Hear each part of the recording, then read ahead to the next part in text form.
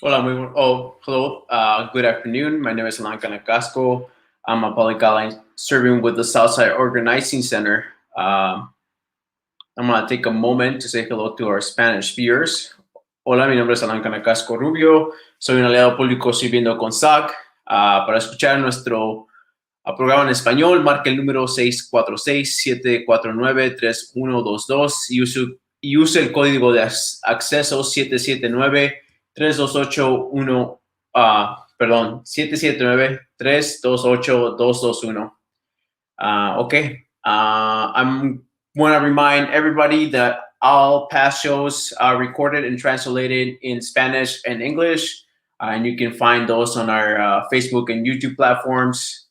Um, I also want to just let everybody know that as you can see, I'm not wearing a mask uh, because, like the rest of my team, I am working from home. But we're still here to help you, and we're still working here for you. You can reach us at 414-672-8090 or by email at soc@socmilwaukee.org. And this information you can find on the comments. Yep. Okay. Just want to make a couple of reminders, let you guys know who we have for the rest of the week. Tomorrow we'll have Pedro Hernandez. Tomorrow's our Spanish show. I'll be your moderator, host, and we'll be interviewing Pedro from Legal Aid Society. He's an attorney there. Thursday, we're back in English. That is going to be Marlene will be interviewing Marlena Jackson. She is the Community Health Deputy Commissioner with the Department of Health of the city of Milwaukee. And then we are still pending from Friday. Hopefully, we get a guest then. Okay. We're going to jump into our interview. And today we have David Perez. He's a coach with Street Dreams Academy. He's going to come on and tell us a little bit about the organization and a recent tournament that they had. So we can bring David up in the chat there. Hello, David. Hey, Alan, how are you? Doing well. Thank you very much. Thanks for being here today. I know I reached out a little bit last minute, but I'm glad that you guys made it. I'm happy to be hosting your organization. So why don't you tell us a little bit about yourself and about Street Dreams Academy? Okay. Well, first of all, thank you for having me here and for giving us the space and the opportunity to talk about Street Dream Soccer Academy. Again, I'm David Perez. I'm 27 years old. I am married. I have two daughters, and I am one of the co-founders at Street Dreams. So Street Dreams was founded in 2019. It was funded by five childhood friends, and that we grew up playing soccer together. We came together with the same vision that we wanted to give kids the opportunity to play at the state league, some soccer that's a little bit competitive. Yeah, and our first year was mainly 2019 was mainly more of like getting ourselves out there, exposing ourselves, letting the people know what we were gonna do. 2020 was more of we had our first two teams in the fall. We were able to register our two teams, which is 11-year-old boys and 13-year-old boys, for the state league. And now we just recently did tryouts in June, for 12-year-olds and 14-year-olds. We're thankfully growing now for four teams now rather than two. So Well, yeah. very cool. So you guys have only about 2 years. Uh, Tell me more about the connection you guys have to Milwaukee and particularly the south side of the city. I know you guys kind of grew up in that area, and I don't know. I'd like to know a little bit more about that connection or that past. Okay, so we all grew up here in Milwaukee. We love Milwaukee. We that's why we focus usually everything with the city of Milwaukee, and we want to give back to the community. We were blessed to have an opportunity to expose ourselves when we were kids to other cultures and other levels of soccer, and now we just want to give that back to the youth of Milwaukee. Right on. And in terms of like giving back, like what are you what are you guys hoping to do in terms of like giving back to the community, or what is your ultimate mission there? So on top of just exposing the kids and the youth to different levels of soccer, we also want to focus on mental health, provide tutoring for the kids. We want to do check-ins with the players. And at some point, we also want to be able to give resources to the parents and the families as well that are part of Street Dreams. Right on. That's awesome. So tell me a little bit about your target audience. Like who are the kids that you are recruiting? Um, who is encouraged to join Street Dreams Academy? So our targeted audience is usually the youth, the community of Milwaukee, usually the south side of Milwaukee. We want to obviously grow and expand to other areas, but everyone is welcome. Right on. What is the age range that you guys serve? Like what is the yeah. Right now, the age group that we serve is 12-year-olds, so like 10 and 11-year-olds, and then 14-year-olds. Okay, very cool. And you said you guys have 4 teams, right? Yes.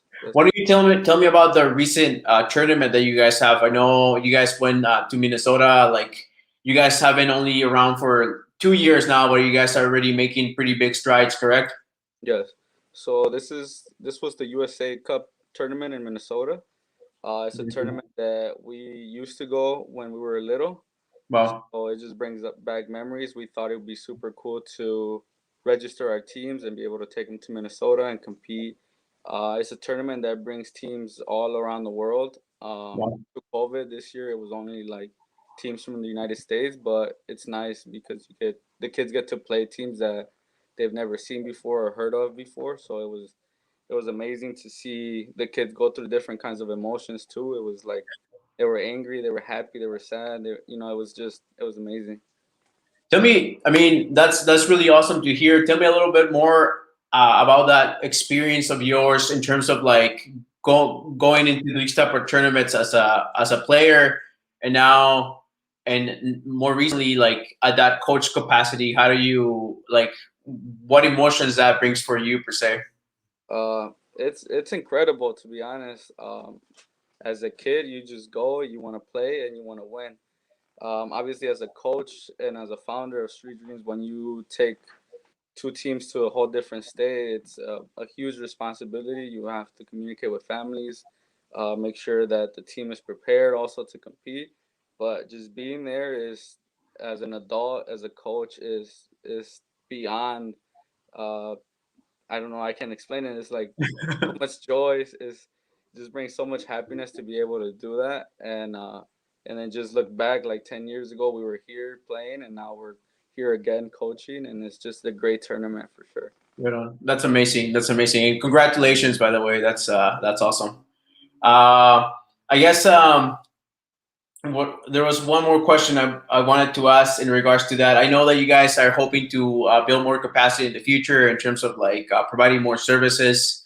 Uh, but in terms of like what you're doing now and with your past experience, do you feel like because you have been through those emotions, because you have been in the stage as a young kid, do you feel like that those memories kind of also help you like cope with some of the negative emotions, or like give advice to your players with some of the negative emotions that come from like being in that competitive environment? Right. Yes. It makes it so much easier because once you were in their shoes, and as Right. a player, as a kid, you had to be able to push through those emotions and through those feelings. And now that you're the coach and you see the kids going through the same thing, it's much easier to give them advice and help them just to go through everything that they're feeling. Right on. Yeah, that's amazing. I want to just take the time to ask like how can kids sign up? Like when are tryouts? encourage some folks to go out there and sign up for the program? Yeah, so if you're interested, you guys can message us on our Instagram or Facebook, and then you find more info about registration. If not, we do tryouts once a year in the month of June. Month of June. Okay. And I put your guys' website, but I'm gonna take a second here and get your guys' Facebook page up and put it in the comments there as well. Just another note, while I'm doing this, tell us how folks can donate. Like if people are interested in the work that you guys are doing and they want to sponsor a kid to be your team or something of that nature, where can they donate? So they can donate to. They can write a check if they want to donate money. We also the check can be written to MUSC, which is our physical sponsor, and just on the memo write Street Dreams Soccer Academy. But we also take donations for equipment, balls, coaching equipment, cones, whatever they can help with also. That's awesome. Sweet. David, this was a great interview. I really appreciate your time. If you have anything else to say, just at the end there, go ahead. Well, again, thank you, Alan, for having me here. And then if you guys have any more questions or want to reach out, my email is perezd at streetdreamsacademy.org. Just reach out. Yeah, let me type that up as well.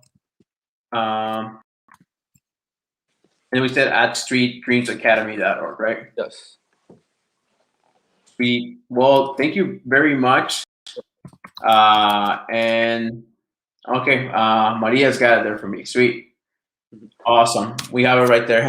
All right. Yeah, thank you so much for your time. Say hi to Cesar. Cesar was the one that hooked us up here, so thank you so much. And hopefully I'll run into you around the community. Hopefully now that people are going out and about, things are opening back up. Hopefully we run into each other. Thank you so much, David. Sounds good. Thank you, Alan. Thank you. Have a good one. Thanks too. Okay, that was David Perez with Street Dreams Academy and doing amazing work with the community, engaging youth in the activity of soccer. Hopefully, we can have some people sign up or donate to the organization. I think it's a really great way to be active in the community and also be active yourself. So that would be a great opportunity for our youth out there. Perfect. We are going to just share a quick resource, and I think I'll do one of my usual resources here. We're gonna do the Milwaukee Public Library, and particularly their calendar. I really like all the resources they have in their calendar because if folks are finding stuff to do over the summer or just like an online class, also just resources in general for the youth. I think they provide a wide variety of things that folks can do. Not too long ago, I actually joined one of their book discussions. They were discussing a book by Octavia Butler, The Parable of the Sower, and they had a discussion on the book, and I joined. It was nice. I mean, I enjoyed it. There weren't a lot of people, but the discussion was interesting and worth it. Okay, so here we are. This is their website. They have. I particularly like looking at this section here. It tells you different events that they have going on throughout the month. So today we are on the 13th. So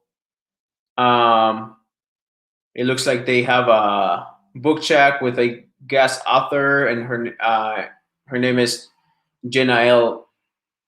Cachot. And so if you have read one of her books by chance, you can join that there. And they have bilingual story time with ASL. So if you know anybody deaf, hard of hearing, you can sign them up for the story time. Let's see, what do I have? Hora de Cuentos, they have one in Spanish. I know they have one in Hmong as well. There's a variety of different events. And you can also just, look for books, rent music, a bunch of other things here with the Milwaukee Public Library. Yep. Okay. Well, we do not have a COVID update, but we are still promoting folks to get vaccinated. Those that you can find on the Milwaukee Department of Public Health, City of Milwaukee Department of Public Health, where you can find information about where to get vaccinated. And I'll put some links on the comments there. Yeah. And while I'll do that, I'll remind you guys who we're gonna have next. Tomorrow we're gonna have Pedro Hernandez. Pedro Hernandez, a lawyer at or attorney at Legal Aid Society, and he'll be joining us tomorrow for the Spanish Forum. On Thursday, we're gonna have Marlena Jackson, and she is the Deputy Health Commissioner with the Department of Public Health for the City of Milwaukee. And like I said, we're still pending on who is going to be here on Friday. I think that is it for our show. I'm going to leave you with the survey promo and the survey promo link. We still put that out there for folks to fill out. We're still interested in hearing your feedback and anything that you would like to say about how this is helping you, how this is helping the community. Just put that in there. Thank you so much for joining us today, and we'll see you tomorrow. Bye. Has this live forum been informative and useful to you? What part of the forum could be improved or changed to make it better? Please take a quick survey that's located in the comments section so that we can keep 3 o'clock with SOC going for residents. Thank you for tuning in.